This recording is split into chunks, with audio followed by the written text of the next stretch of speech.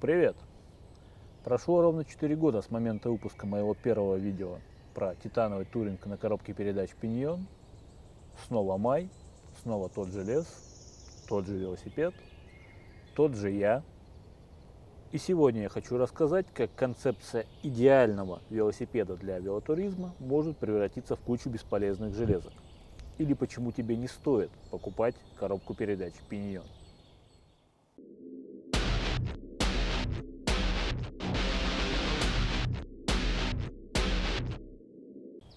К апрелю прошлого года я на своем туринге успел проехать несколько мероприятий байпакингового характера, в том числе несколько гоночек.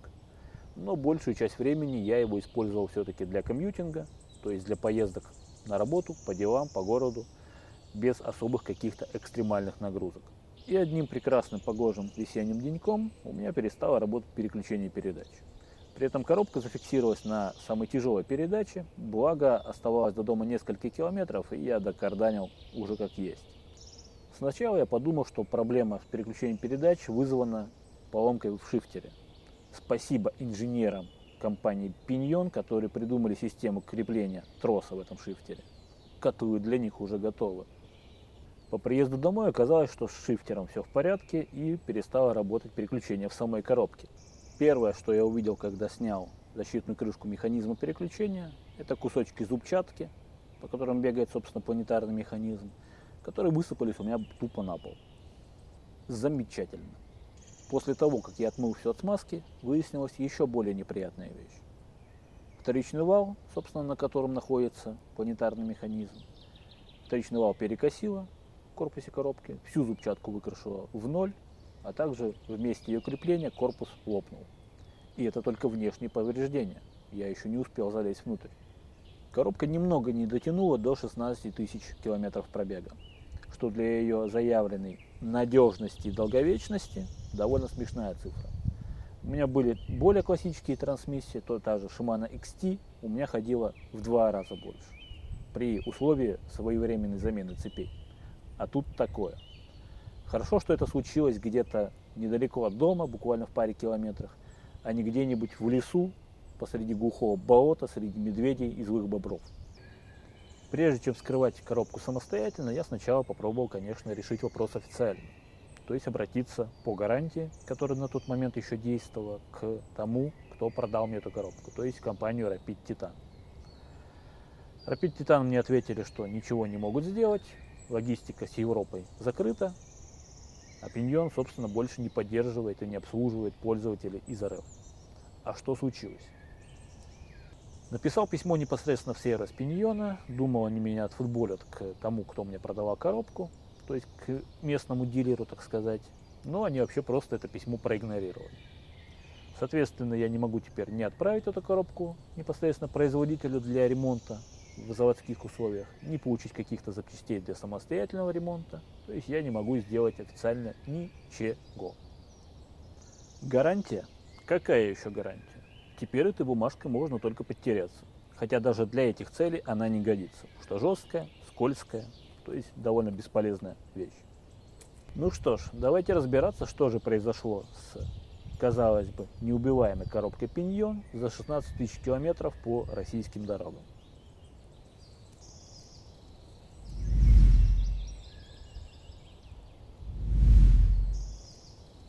Вскрывается коробка достаточно несложно. Нужно всего лишь выкрутить 7 алюминиевых болтов из магниевого корпуса. Единственное, что для этих болтов нужна специальная бита, обозначаемая как Torx T25TR или T25H, то есть антивандальная версия Torx со выемкой по центру. Пришлось купить такую отдельно, так как ни в одном из наборов у меня такой не оказалось. Ну или можно просто выкусить к херам эти пиптики из болтов и выкручивать их обычной битой. Внутри меня ждало масло с мелкой металлической стружкой и кусочками железа. А это значит, что проблемы не ограничиваются только внешними повреждениями. Когда я все разобрал и отмыл от масла, выяснилось следующее. Причиной перекоса механизма переключения стал игольчатый подшипник, удерживающий этот механизм в корпусе коробки. Его разворотило в мясо. Как говорят специалисты, Тот, кто устанавливает игольчатые подшипники на свои редуктора с завода, это очень уверенный в себе человек. При этом подшипник там стоит нестандартный, с очень тонкими стенками. Модель HK 253008. Где брать такой новый, совершенно непонятно. Нашел единственное упоминание такого номинала только на сайте Alibaba, но в наличии его там уже нет. Я отправлял запросы в несколько контор, торгующих подшипниками, но там или разводят руками, или просто не отвечают. Если знаете, где искать такую вундервафлю, напишите в комментариях. В природе, конечно, существует более распространенная версия такого подшипника HK253308, что на 3 мм шире нужного. Но если расточить корпус под него, на стенках останется фольга в полмиллиметра, а это уже совершенно никуда не годится. Радиально упорных подшипников в таком номинале банально не существует. Слишком тонкая стенка получается. Это первый момент, поставивший меня в тупик. Вторая проблема. Осколками подшипника проточила магниевый корпус. Магний мягкий, стачивается легко. Теперь понятно, откуда взялась та самая металлическая пыль в масле. Все это значит, что даже если я каким-то образом смог бы достать подшипник нужного номинала, установить надежно в корпусе я бы его уже не смог. Третья проблема. Я обнаружил скол на самом механизме переключения в месте крепления одной из собачек, отчего ее начинает перекашивать, и она уже не держит свою шестеренку нормально. Дальше больше. Выломала одну из тоненьких стенок лабиринтного механизма, отвечающего за переключение. Вроде повреждение не сильно критично влияет на само переключение, но как бы нюанс. Резину напыльники, который тоже очевидно уникального типа размера, ее пожевала, и теперь она не держит масло в коробке. Ну и так, по мелочи. На некоторых собачках есть заметные вмятины. То ли куски металла бултыхались в коробке, то ли собачки испытывают ударные нагрузки в ходе работы. Тут не совсем понятно. А также помяла зубья на мелких шестеренках планетарного механизма. Ну и подшипник в нем тоже развалился. Благо тут он стандартного размера и найти его несложно. Гайки с хитрыми шлицами на основном валу открутить не смог. Пробовал сделать под это тестовый съемник из пластика, но пазы очень мелкие и его срывает, даже если он хорошо прижат к коробке. К тому же усилие на откручивание очень приличное, пластик не выдерживает. Очень вероятно, что гайки сидят то ли на синем, то ли на красном фиксаторе резьбы. Но греть не рискнул, потому что есть риск повредить очередные уникальные сальники ведущего вала, которые потом тоже будет невозможно найти. Решил пока забить на этот вопрос, так как больших проблем с этой частью коробки нет. Хотя видно, что они уже потеют маслом. Рано или поздно придется заказывать специальный съемник у токаря. Пластиком тут уже не обойдешься. Повреждений оказалось очень много. Что стало первой причиной, а что последствиями, теперь выяснить, наверное, уже не удастся. Впрочем, это уже и не важно. Коробку отправить производителю на ремонт я не могу. Достать для нее запчасти – это фактически нереальное занятие. Коробок немного, запчастей на них тем более. Собственно, коробку можно выкидывать. Или нет. И тут нам помогут дендрофекальные технологии.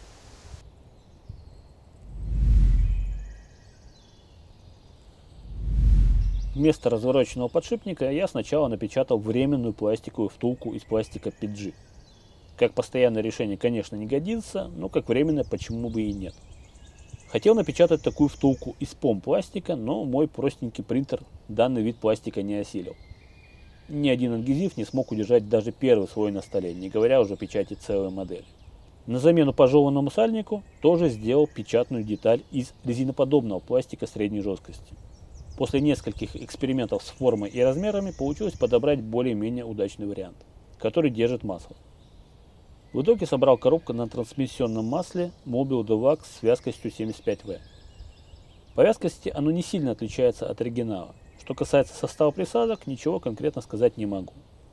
Уже позже я наткнулся на видео одного зарубежного блогера, который отдал масло из коробки на экспертизу в лабораторию. И там ему намерили как раз вязкость 75-80 единиц. Ссылка на видео будет в описании.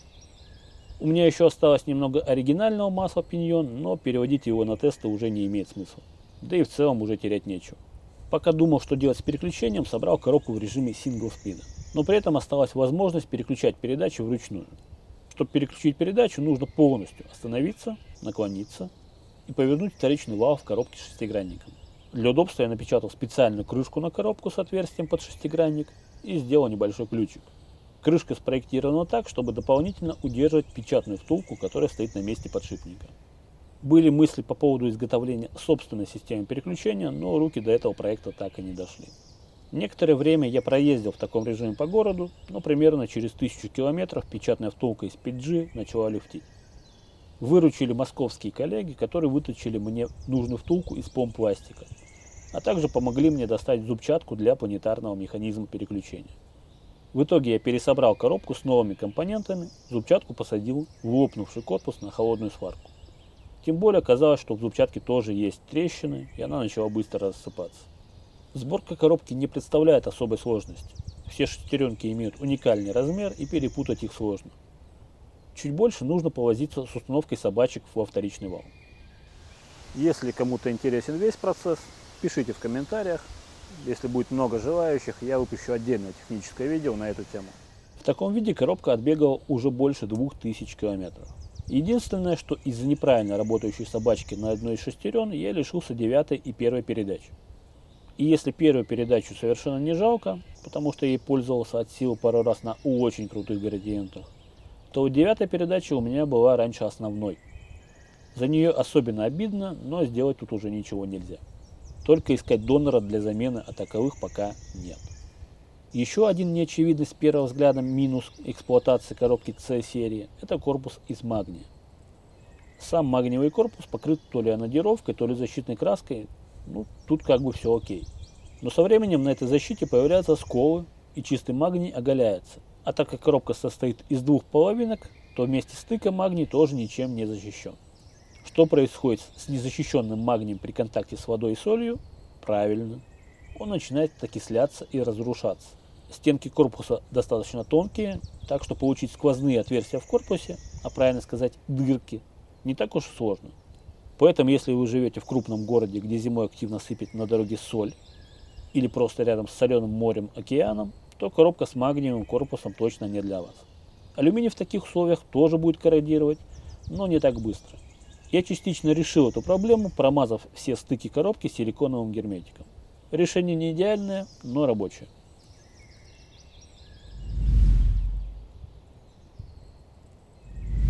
В остальном велосипед практически не изменился. Все та же титановая рама и вилка, все те же тормоза Shimano XT, все тот же карбоновый руль Marcello, но, увы, Андрей больше не занимается изготовлением карбоновых рулей. Так что этот руль теперь из разряда раритетных вещей. Колеса я периодически перекидываю между байками, в зависимости от тех задач, которые мне нужно решать. Единственное неудобно, что у меня здесь спереди 203 ротор, сзади 180, а на контрейнике 180 спереди и 160 сзади. То есть каждый раз приходится при перекидывании колес еще и ротора менять. Это довольно неудобно. Почему так получилось, я рассказывал в первом своем видео. Кстати, если кому интересно, второй ремень, который сейчас стоит, уже отбегал почти 14 000 километров. И я его не менял и даже пока не планирую. После того, как я заменил передний алюминиевый шкив на стальной, ускоренный износ ремня замедлился, и он начал оправдывать свои ожидания и свою цену. Цепи у меня даже близко столько не живут. Но самое главное преимущество ремня, что его не нужно смазывать. Да, велосипед я не мою. Принципиально. Даже для обзора.